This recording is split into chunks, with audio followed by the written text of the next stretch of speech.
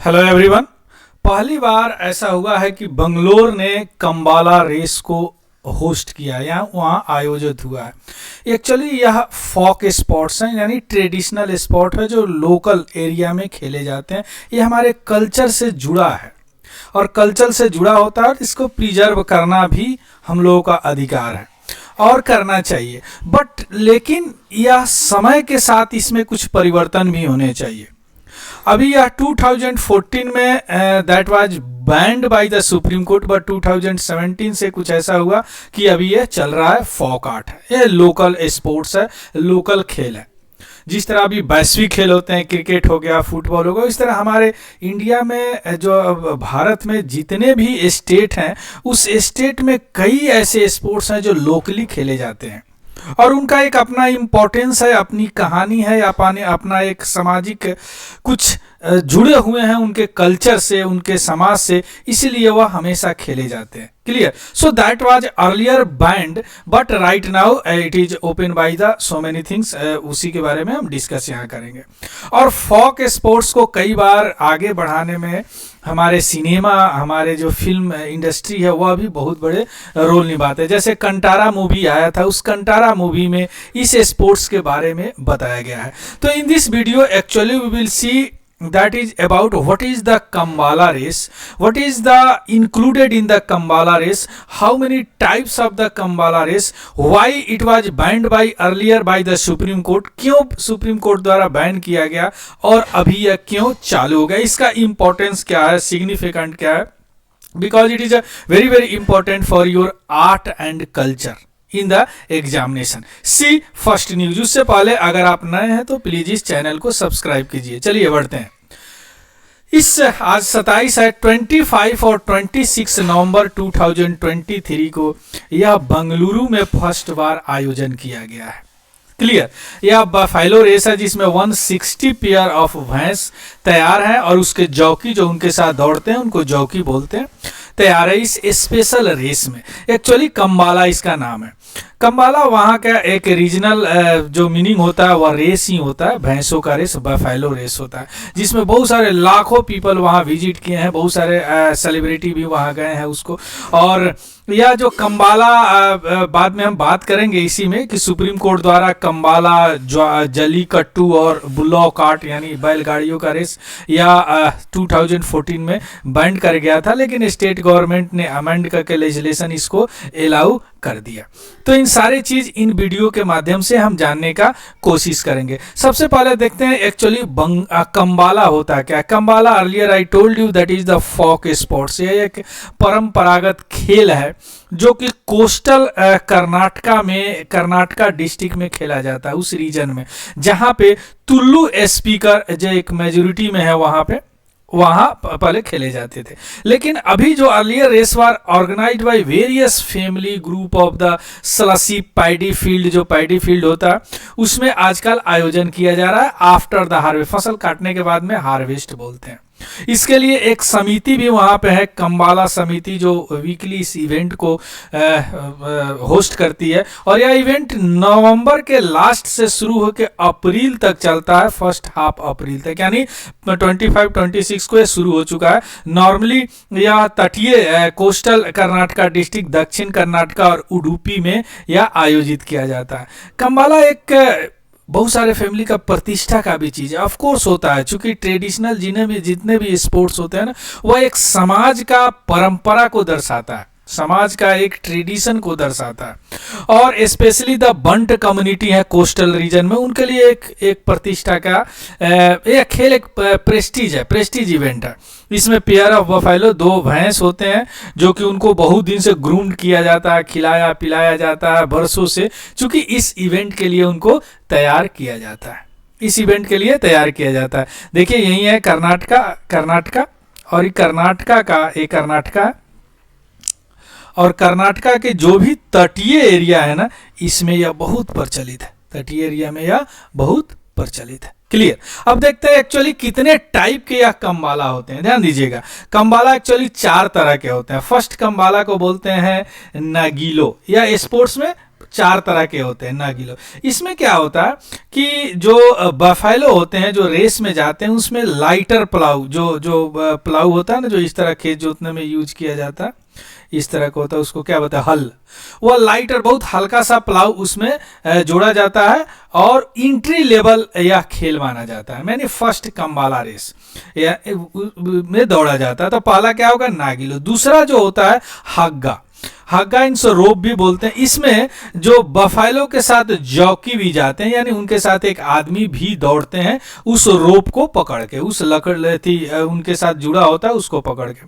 तीसरा जो होता है अड्डा हेलेज, अड्डा हेलेज थर्ड कैटेगरी है। इसमें क्या होता है कि इसमें जो बैल होते हैं, जो भैंस होते हैं, उनके साथ एक प्लैंक भी होता है। अब प्लैंक के साथ वो आदमी खड़े होके दौड़ते हैं, दौड़ता है खड़े होके, ये भी चलते हैं, यानी बफेलो उनको ड्रैग करता है। लेकिन हग्गा और नागिलू, हग्गा और नागिलू, नागिलू फर्स्ट हो गया, हग्गा सेकंड हो गया। इसमें क्या होता है कि जॉकी जो है एनिमल के पीछे दौड़ता है, जबकि इसमें अड्डा हेलेज में क्या होता है, उस पर बैठ जाते हैं, यानी वह बैठे रहते हैं एक टांग पे, दो टांग पे, और उसको ड्रैग करता है बाई बफेलो। जबकि फोर्थ जो है यह बड़ा टफ होता है। इसमें कैटेगरी में क्या होता है, वुडन प्लैंक उसमें टाइट कर देते हैं, वुडन प्लैंक टाइट कर देते हैं। इसमें जो 2 छेद होते हैं, 2 होल होते हैं, क्लियर।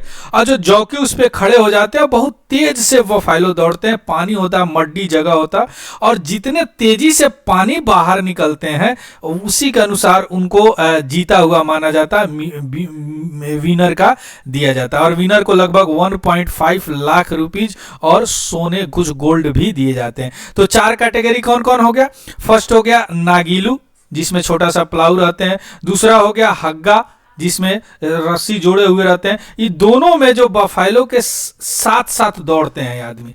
जबकि अड्डा हो गया और केन हेलेज हो गया, अड्डा हेलेज और केन हेलेज, इसमें प्लाऊ पे बैठते हैं।